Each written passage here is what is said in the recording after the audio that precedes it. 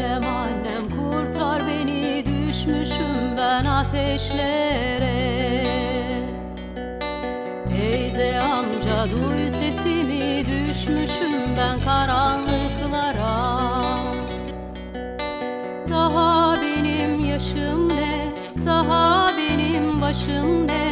13'ünde, 14'ünde, 15'inde tutukluyum içeride. 13'ünde, 14'ünde, 15'inde tutukluyum içeride.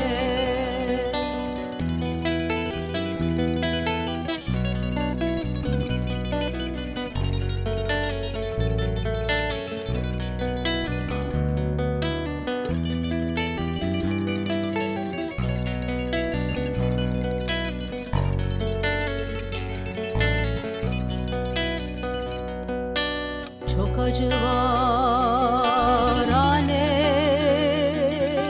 her gün ağlıyorum. Beni acıtıyorlar anne,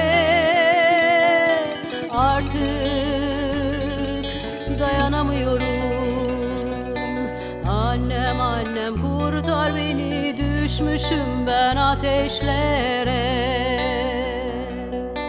Teyze amca duy sesimi, düşmüşüm ben karanlıklara. Daha benim yaşım ne, daha benim başım ne? 13'ünde, 14'ünde, 15'inde tutukluyum içeride. 13'ünde, 14'ünde, 15'inde tutukluyum içeride.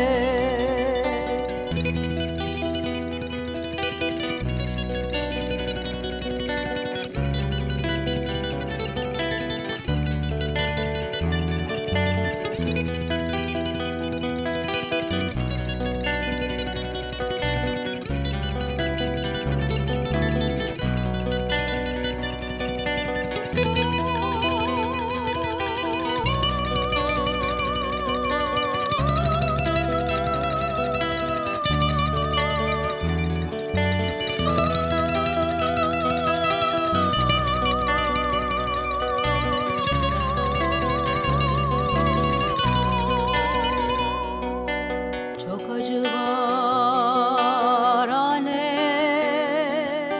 her gün ağlıyorum. Beni acıtıyorlar anne, artık dayanamıyorum. Annem annem kurtar beni, düşmüşüm ben ateşlere. Teyze amca duy sesimi, düşmüşüm ben karanlıklara. Daha benim yaşım ne, daha benim başım ne? 13'ünde, 14'ünde, 15'inde tutukluyum içeride. 13'ünde, 14'ünde, 15'inde tutukluyum içeride.